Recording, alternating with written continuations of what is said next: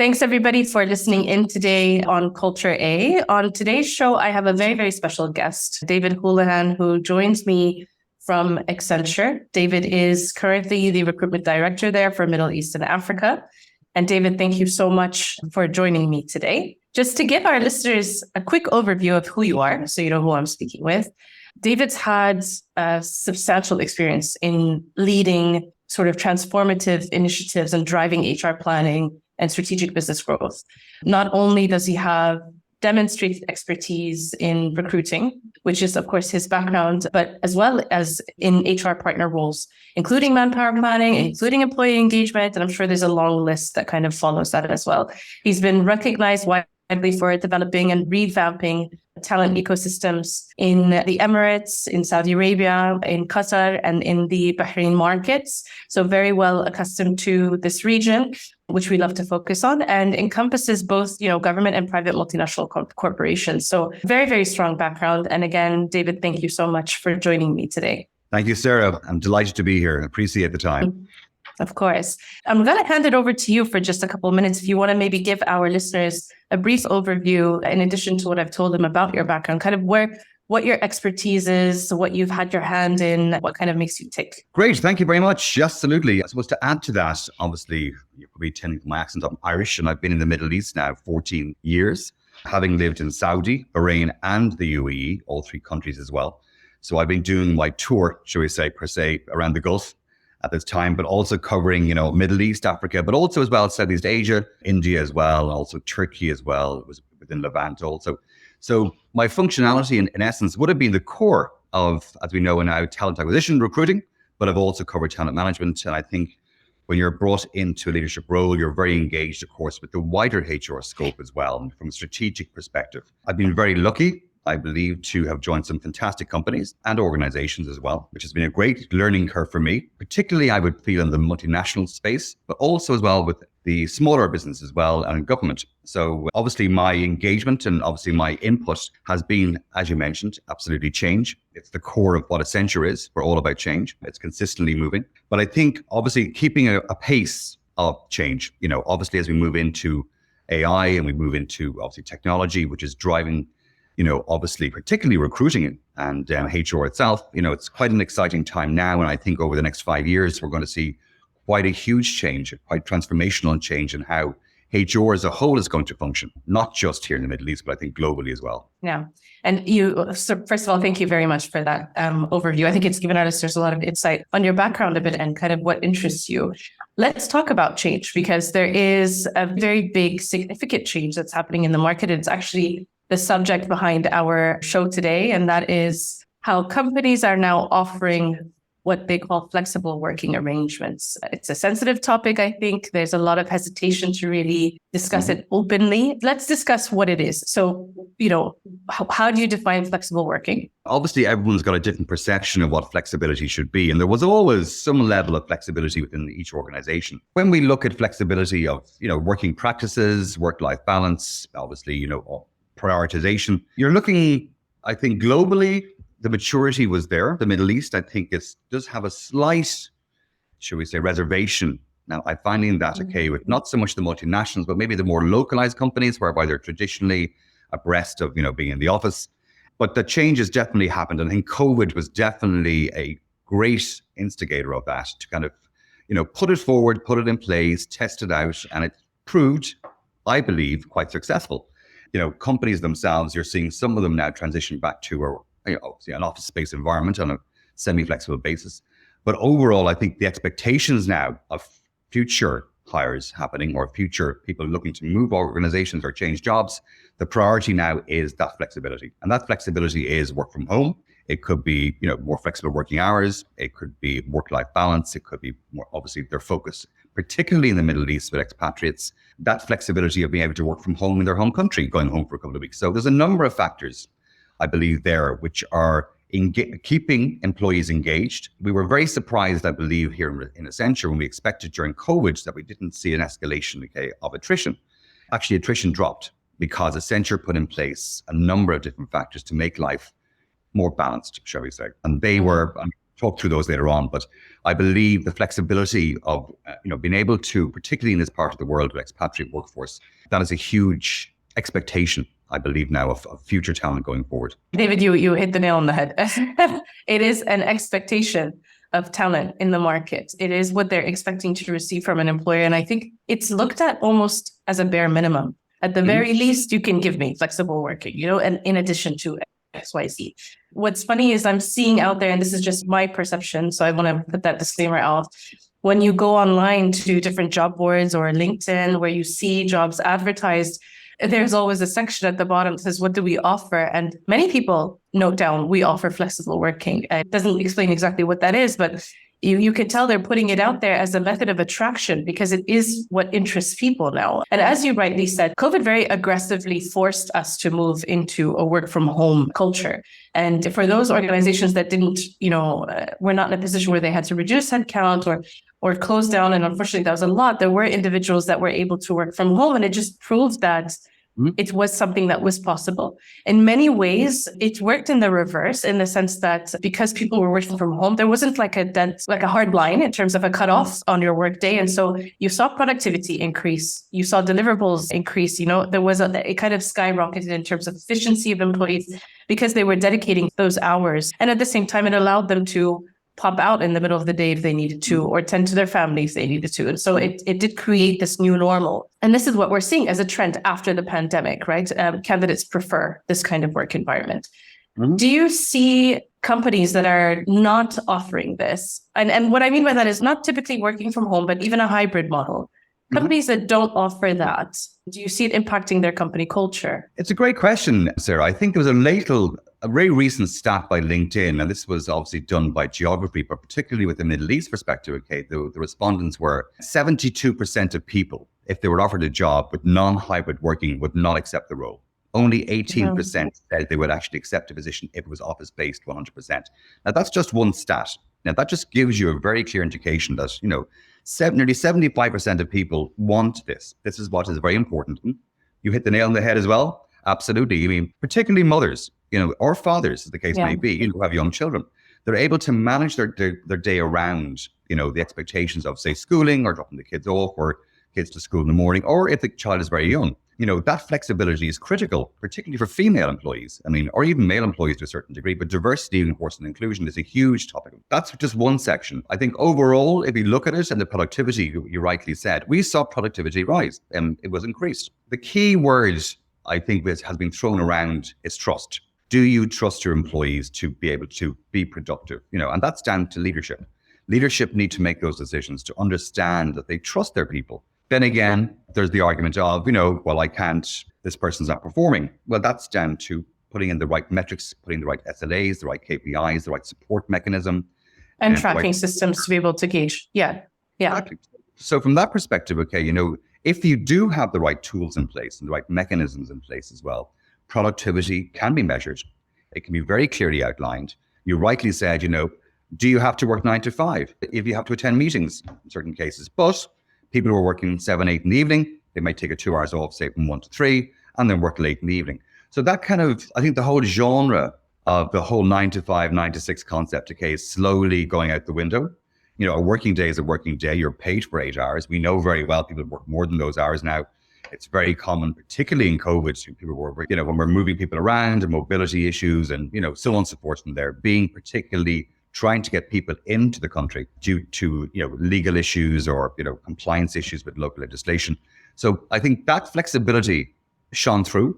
I believe it did in Accenture. We've always had this model. So it's nothing new for us. We just flicked a switch. But I think for the employer, it's very much a case that they should be taking note of these stats, what people are expecting going forward. Comp and ben is one thing, absolutely. Healthcare is important, absolutely.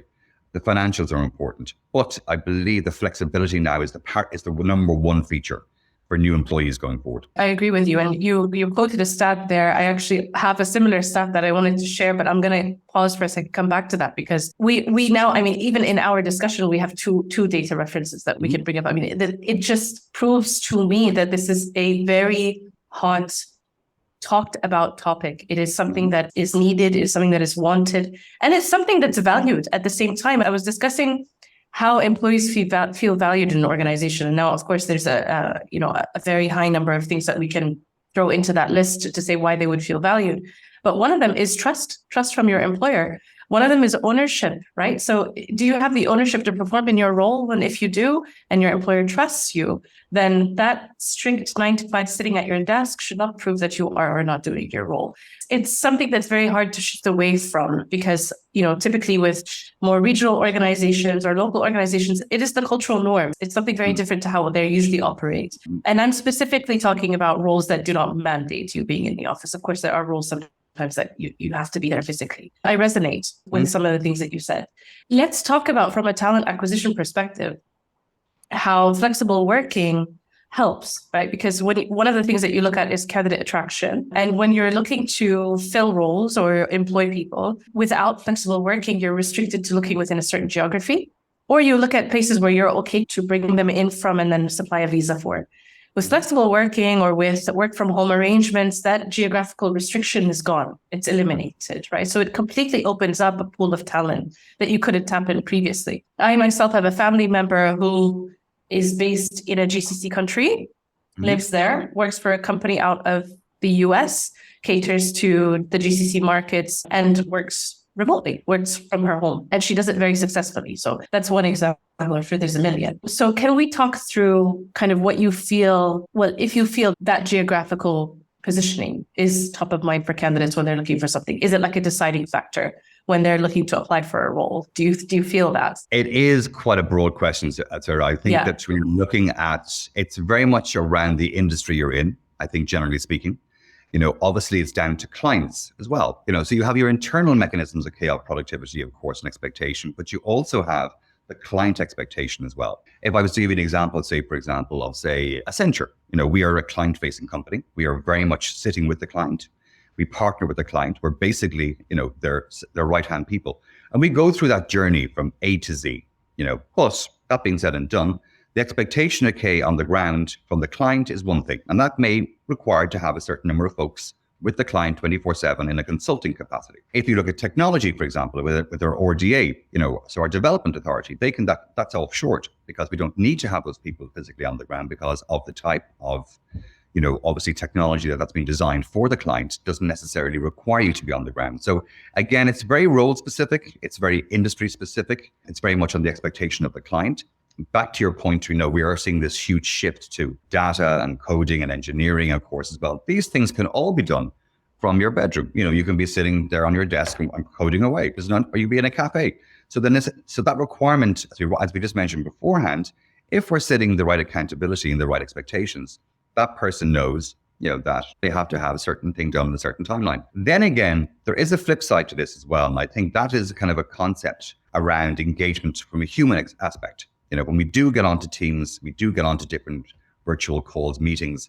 Yes, they are engaging, but there is that element of physical engagement as well. So I think when you do, some people may argue, well, if I have a person working, for example, in Dubai, are they meeting your peers, your colleagues, your clients? That does create a better working environment as well. So, is the hybrid model working? Yes, it is. I do believe it's essential for certain roles or it's essential for certain skills. But I do believe that there is a requirement to be in the office, maybe once a week, maybe once every 2 weeks to attend meetings, to meet your fellow colleagues, to meet your clients. That is essential because you're still creating that one-to-one relationship, which is super important for consulting, particularly coding a different kettle of fish and technology, because that has its own matrix. But I do feel that, absolutely the way forward is going to be virtual. It's proven itself that it works. The flexibility that it gives people is essential. But there is a certain requirement, I think, on the client side. And I think in this part of the world, you'll find a lot of clients do prefer to have that one-on-one engagement. They like to have you physically with them.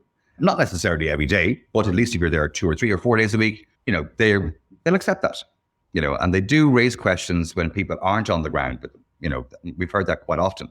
So you do have to kind of measure in weights, the suitability, the skill, the role, consider the client, consider the execution and the relationship more importantly as well. Absolutely. And I think from a people perspective as well, we have to also consider, my perspective will always be slightly skewed because from a personal standpoint, I do have a family, I have 2 young children. So that balance is something that I need, I demand, so I can look at it from those, those rose-colored glasses, let's put it that way. You have individuals that don't have that, have a different, personal situation. They prefer the interaction, they prefer the collaboration in person. And so I do think that the hybrid working model is the best one, because then it caters, right? It caters to everyone and what they typically need. You just don't necessarily see organizations where they're mandating being in office. And actually, it's going to take me back to the previous point that you made, that data point. I ran a poll on about flexible working, okay? And essentially I asked the question, if your role didn't mandate you being in the office, but your employer did, or prospect employer, would you take the job? And the responses were yes, or no, or I prefer hybrid. And what I saw, so 645 people voted, 57% of them said they would not accept the job offer if it mandated that they're on site. 57% that is a staggering number. And if you think about it from a recruitment perspective, you're losing 57% of your talent pool because it's not something that you're offering. So it's a big hit, it's a big hit to your attraction ability. And it's obviously a significant insight to support the fact that, the shift to flexible working is becoming the norm, and that job seekers are now in a position of power where they can request this, they can expect it, and they can start a dialogue about it, let's say, with employers. What data point would you say that you look into to track this kind of candidate behavior? So even if your clients sometimes, ask the question, of course, as Accenture, it's expected. How do you go back to those clients, with a rebuttal or with a data point to help support your method of working? Great question. Obviously our lives have not been made easier, put it that way, in recruiting. It was hard enough, I think, and obviously a recruiter's job is, it's a tough job. You're, as I say, a recruiter is a juggler. You're constantly juggling many different expectations, be it the candidate side, the client side, like your business partner side. Obviously that's important. How do we go to clients? Obviously, I think when you speak to clients, and that's very much a partnership model we've done with the business, because the business bid for business. They discuss these things with the client. They bring HR into the conversations, to have those conversations with clients and expectations, So we will give data points, and we will be at the meetings as the case may be, giving information like that, for example, saying, what do you actually need on the ground? What specifically do you need? What do you expect? And then we will come to an agreement from there. We'll say, well, in essence, okay, if we have a client and say, Jeddah, their expectation is to have somebody there 5 days a week. And we'll say, well, for what requirement, what need do you feel that's for? We can give you 3 days a week or 2 days a week because we can do this offshore. And then you can have 2 meetings a week. So you come to an alignment. It's not just a HR recruitment thing. That's very much a business sales discussion that needs to happen. And HR needs to be, and recruitment needs to be in these conversations to kind of somewhat, I would say, mediate to a certain degree, but listen to the expectations and the capabilities that are required, because we do know there are challenges and skills. There is huge competition, particularly in consulting and strategy, about bringing people into this market with the expertise that is required. There is a shortage of that skill, particularly at the senior level. So when you're trying to enhance, or from a candidate value proposition, the hybrid conversation is always brought up. Where can I live? For example, do I have to live in Saudi? Do I have to be virtually living in Dubai? Can I just travel to Saudi twice? All of these questions, I have a family, all these kind of things. So I think from a candidate value selling point perspective, that clear, I suppose, expectation is set with the client from the beginning. And then that trickles down to us here in HR to be able to manage that expectation with the candidate. So therefore, we're setting out the expectations from the get-go. Okay, perfect. You touched on something I wanted to kind of further expand on.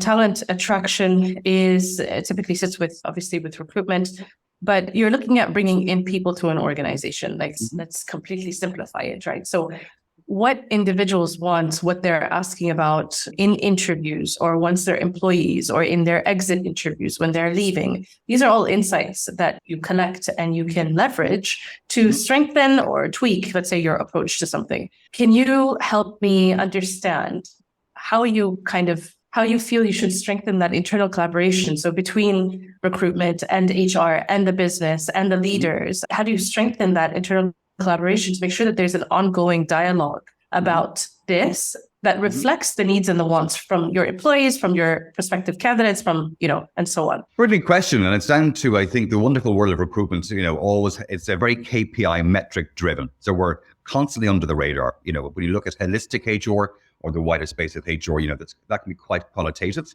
but it's more so quantitative in regards to recruitment, and data speaks words. So what we do clearly is a number of clear KPI, clear data points we look at on a monthly basis, on a quarterly basis. And we go to leadership with these feedbacks. We look at, the funnel, for example. So, the amount of applications to shortlist to hire, interviews to hire, for example, as well, diversity pipelining, localization, amortization, Saudization, the acceptance of offers versus those, non-accept. We look then, of course, at the probation periods as well. I've had people left within the 6 months, or 3 months in the case maybe in Saudi, within those timelines, and why have they left? And so the exit interviews are a critical component to understand, why people are leaving. That's one metric. I think that's obviously 2 metrics or 3 metrics, but I think the actual quality of hire as well is super important. Obviously, are we hiring the right people?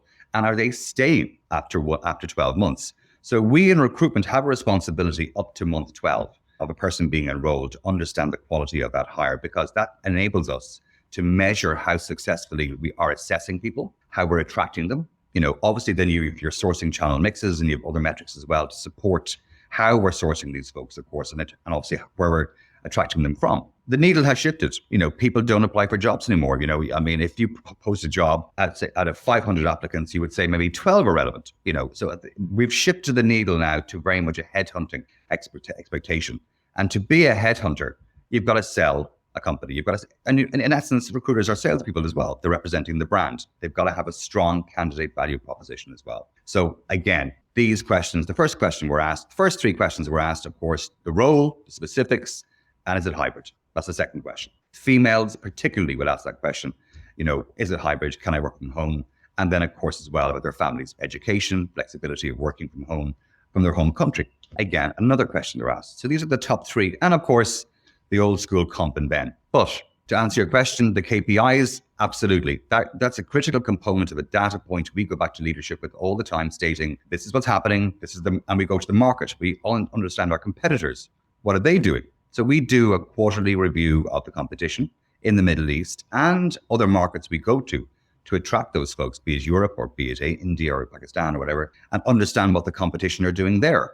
So we can then obviously have those conversations around table within HR and then bring that discussion point to leadership then for discussion in a wider circle. So I don't know what to say to that apart from it's I don't know what to say, because I speak with a lot of talent acquisition leaders, and unfortunately there's a little bit of a misconception. They kind of think that once the person's in through the door, they wash their hands of it, they've done their job.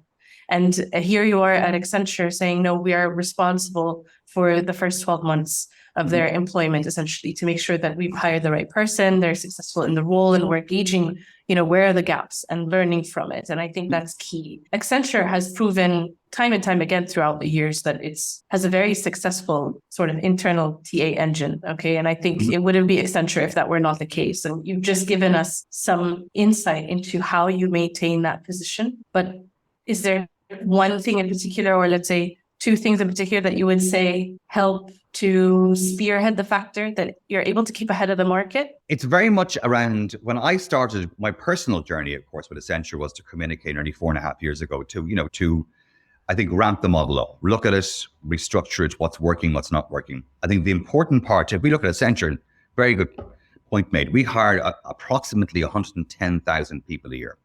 So that is quite an engine. It's quite a big mechanism. It's a global model now. We've transitioned very much to a global model. We've transitioned from a silo to a global, which has worked. And there's been a number of different factors involved with that as well, which I think goes back to the hybrid conversation. We can pick it up later on.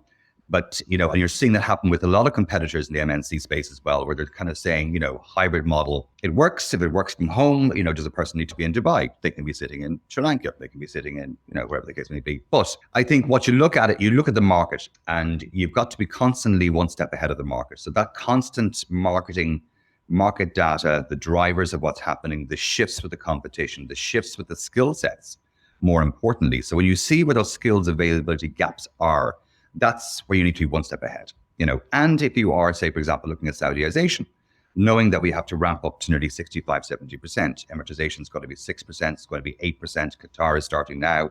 Bahrainization's already now at 8%. Where are the areas that you can look at to attract folks? If we don't have the skill available now at a more senior level, We've got to start looking at bringing that skill in at the graduate level or the analyst level and growing that skill.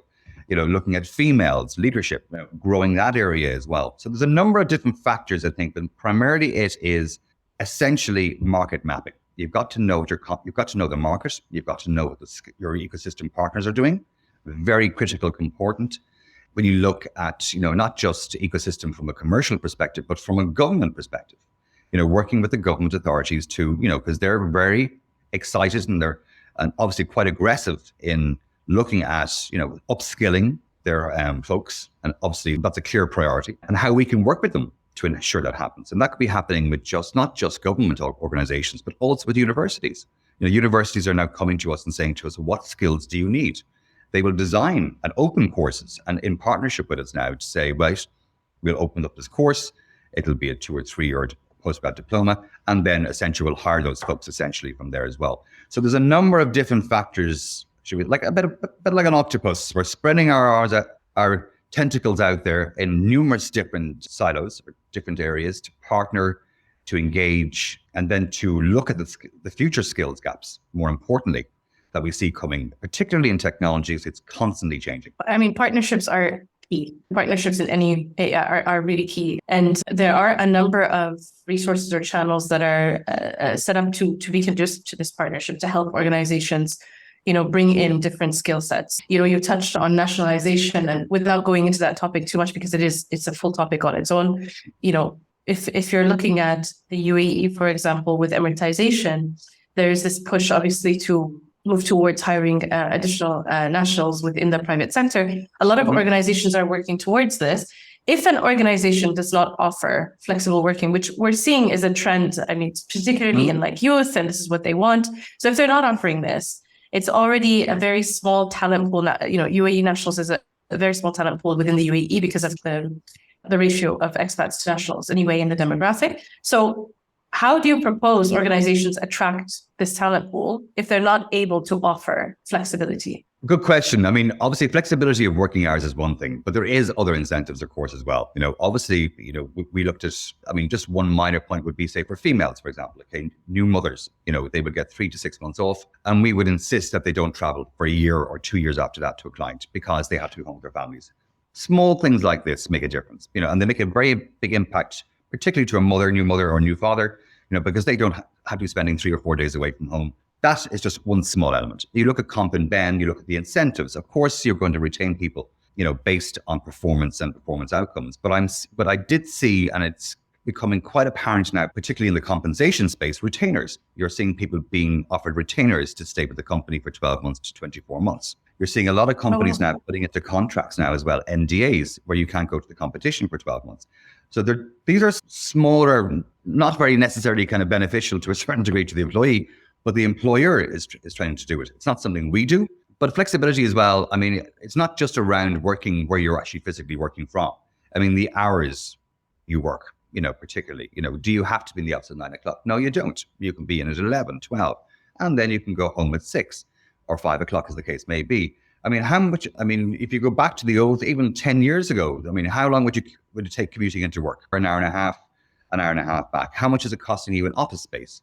It's costing you so much. All of these costs do, of course, for an employer stack up, because a person is at home, they're rested, they're flexible, they can pop online immediately and work away.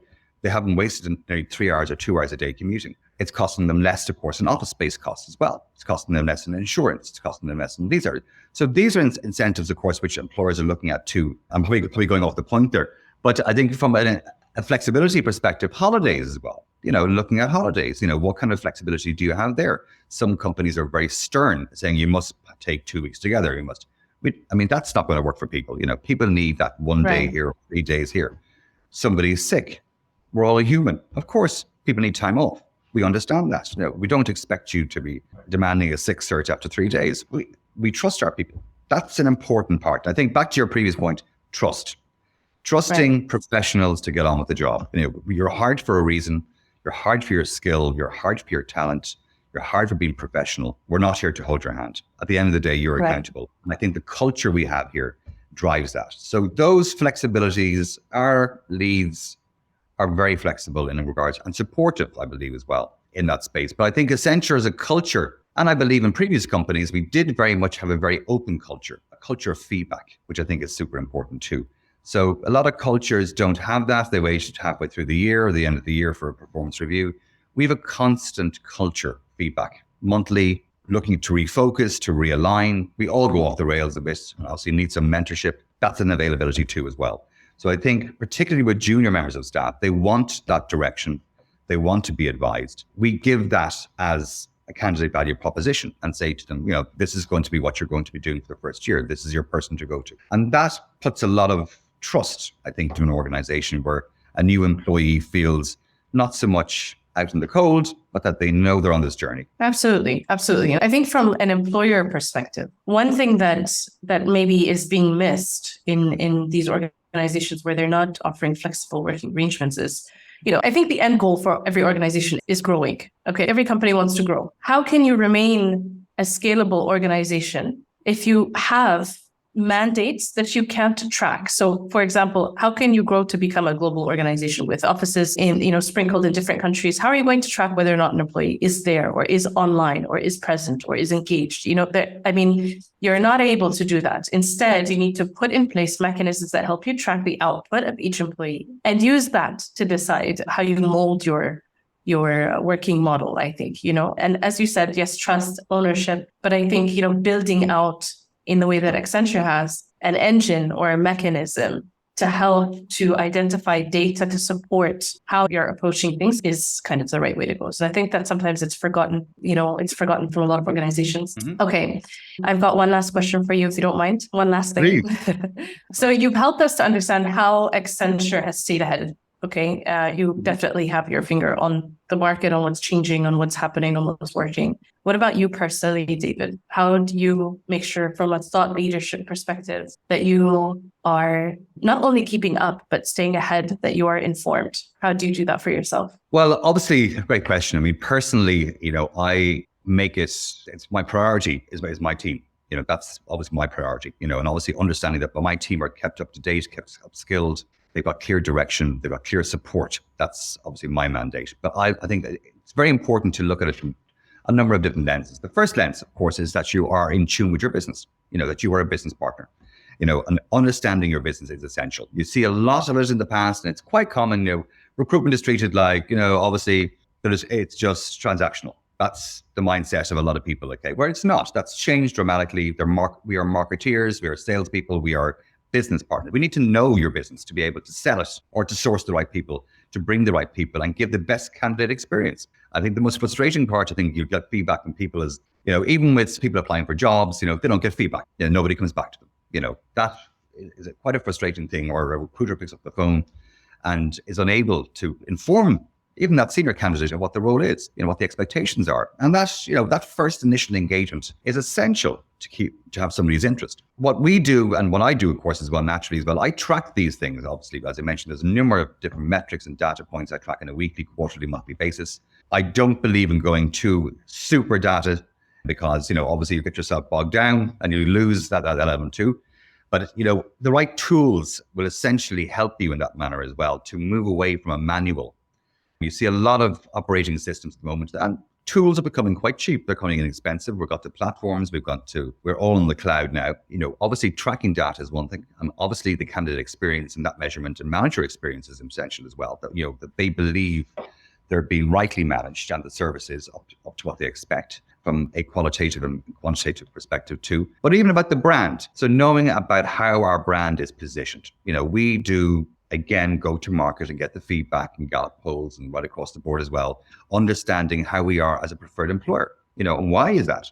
So understanding the market, understanding the expectations, I think of that is essentially the most important thing as well. So I make it my business to be constantly reading up. I read, at least 2 or 3 journals or updates. I'm watching the news consistently about the business, how business is changing in this part of the world against obviously internally, what we are doing internally as well, but our clients, listening to our business and getting their feedback, and clients' feedback essentially from the business, about what's working, what's not working. So the old school mindset, I believe, of just recruitment, turning over CVs and popping them over, it's over. No, we are talent managers at the end of the day. I think you're going to see a lot of automation of recruiting that's already started. And, a lot of recruiters are getting nervous. I think you've seen it globally, that obviously, is it still human? Of course, it still has to be human. People still want to speak to a human being at the end of the day. But you need to change. That model is changing, and efficiencies are coming in to ensure that recruiter can maximize their time in the right areas and focus in the right areas to ensure that they are bringing the best return on investment. Yeah, absolutely. No, and I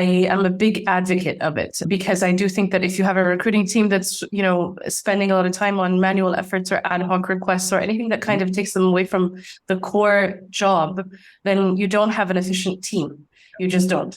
So yeah, I completely resonate with what you've said. I think you've provided us with a lot of insight in terms of how Accenture operates, how they approach things, but also yourself, I think, as a TA leader, how you ensure that your team has what they need in terms of resources, in terms of, knowledge, learnings, and so on, and how you make that available for them. So it's great to see that type of leadership. It's proven very successful. And, I just want to thank you very much for coming on today, spending time with me and letting everyone, in on your secrets. I think it'll probably help a lot of people. So I appreciate your time. Not at all, Sarah. My absolute pleasure. Absolute pleasure. And thank you very much for the time today. It's been very enlightening. It's a very passionate topic. I think it's a great topic. I think it's going to be the new star, I think, going forward. And I think a lot of organizations now need to kind of sit back and start looking at, how we're going to manage this going forward.